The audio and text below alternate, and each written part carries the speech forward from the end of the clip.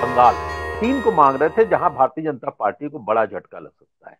कर्नाटक भी उसमें अब शामिल हो चुका है। देखिए अमरीश में पहले मैं दो तीन चीजें करेक्शन कर दूं जी। जो मेरी जी। जानकारी है। मैं किसने क्या कहा नहीं कहना चाहता, ध्यान भी नहीं है। एक तो जो बोम्मई है वो करप्ट नहीं है, मतलब उनके लोग करप्ट होंगे क्योंकि ये जिस भूमिका से आए हैं, उनके मंत्रिमंडल के लोग करप्ट होंगे और बीजेपी के एमएलए करप्ट होंगे, हैं ही, अभी पकड़ाए हैं। दूसरा ये कि सिद्धारमैया हिंदू कास्ट के, वो क्रूबा कास्ट जो है वो हिंदू कास्ट है। तीसरा ये कि खड़के साहब दलित हैं, और कर्नाटक में दलित वोट 15 से 17% हैं, और काफी इम्पोर्टेंट मामला है वहाँ। चौथी बात यह है कि मुसलमानों के का जो रिजर्वेशन कोटा है वो खत्म नहीं किया गया है। वो 4% जो रिजर्वेशन था उसको 2B से निकालकर इकोनॉमिकली वीकर सेक्शन के कैटेगरी में डाल दिया गया है, और शेड्यूल कास्ट का 2% बढ़ा दिया गया है, शेड्यूल ट्राइब का 4% बढ़ा दिया है। तो थोड़ा सा आपके जो दर्शकों के रिकॉर्ड के लिए मैं कुछ चीजें मैंने कही हैं। अब ये मेरी जानकारी गलत भी हो सकती है, मैं उसको मतलब बहुत दावे के साथ नहीं कह रहा हूं, पर जो मेरी जानकारी है वो बता रहा हूं। मैं बहुत इम्फेटिकली कहना चाहता हूं कि इस समय भारतीय जनता पार्टी कर्नाटक में भयानक संकट में है।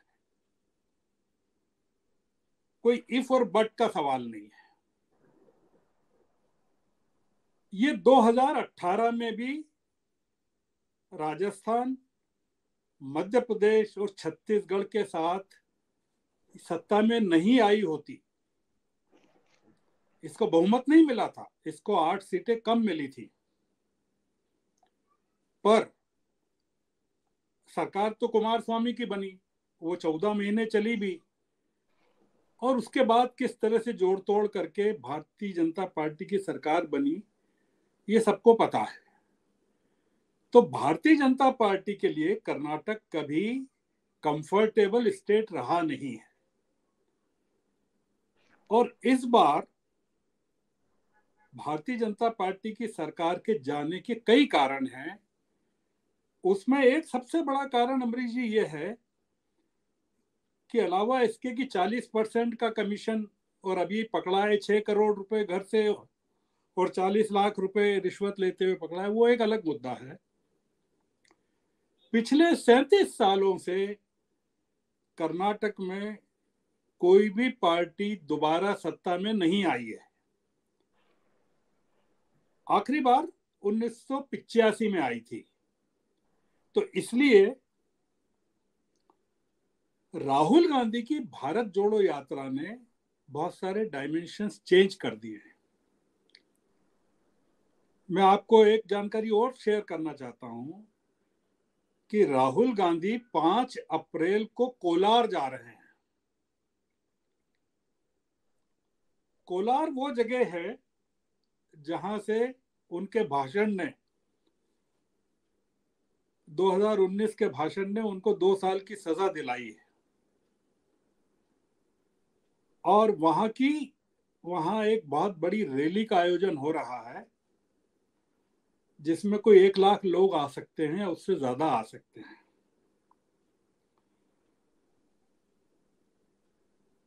जिस आदमी ने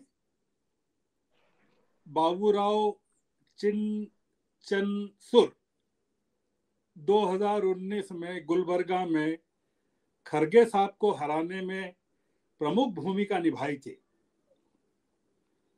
वो बीजेपी छोड़ के कांग्रेस में आ गए हैं। कांग्रेस के कई लोग ऐसे हो रहे हैं जो बीजेपी से छोड़ छोड़कर आ रहे हैं। इस समय भारतीय जनता पार्टी वहां सबसे खराब स्थिति में है। वोकालिंगा जो समुदाय है दक्षिण में कर्नाटक के, जिस पर कि पूरा का पूरा जेडीएस का प्रभाव है,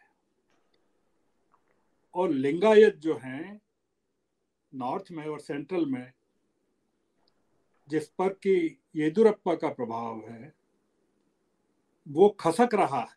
येदुरप्पा नाराज हैं। इसीलिए भारतीय जनता पार्टी की कैंपेन में किसी को चीफ मिनिस्टर का चेहरा नहीं बनाया जा रहा है। वहां 3 चेहरे होंगे, येदुरप्पा होंगे, बोम्मई होंगे और प्रधानमंत्री होंगे। तो अमरीश जी, कुल मिला के कुछ किस्सा ये है कि कर्नाटक में भारतीय जनता पार्टी की स्थिति ठीक नहीं है, और भारत जोड़ो यात्रा एक मुद्दा है, करप्शन दूसरा मुद्दा है, भारतीय जनता पार्टी में असंतोष तीसरा मुद्दा है, 16% मुसलमान हैं वहां, और 17% के करीब शेड्यूल कास्ट है,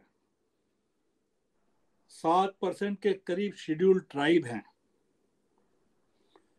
और 23% ओबीसीज हैं।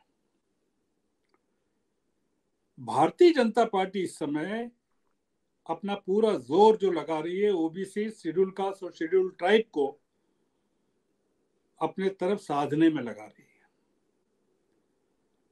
तो ये इस समय जो भारतीय जनता पार्टी की चिंता है और कांग्रेस के लिए चुनौती है, वो ये है कि कांग्रेस को वहां सरकार बनाना है, और भारतीय जनता पार्टी अगर वहां हारती है तो उसके लिए दक्षिण का जो एकमात्र दरवाजा है, जो अरुण जी विंध्य के पार की बात कर रहे हैं, तो दक्षिण के राज्यों में केवल एकमात्र जो स्टेट उसके पास है वो चली जाएगी, जो कि बहुत बड़ा जोखिम भारतीय जनता पार्टी के लिए है, क्योंकि भारतीय जनता पार्टी कर्नाटक में अपने पैर नहीं जमा पाई है। और भारतीय जनता पार्टी की कर्नाटक में हार का असर निश्चित रूप से आगे आने वाले 4-5 राज्यों के चुनाव पर पड़ेगा। और अगर जैसा कि इफ एंड बट्स वाली जो बातें होती है कि जीत भी सकती है, हार भी सकती है वगैरह, तो अगर कांग्रेस हार जाएगी तो आप समझ लीजिए कि खड़गे साहब के लिए भी और कांग्रेस के लिए भी और राहुल गांधी के लिए भी फिर राहुल गांधी के जेल जाने को लेकर कोई बहुत ज्यादा हाय तौबा नहीं मचेगा, क्योंकि जब इसके परिणाम आएंगे 13 मई को, उस दिन राहुल गांधी जेल में होंगे, तो वो प्रतिक्रिया देने के लिए उपलब्ध नहीं रहेंगे। तो सारी प्रतिक्रियाएं सिद्धारमैया, शिव कुमार और खड़गे साहब को देना है।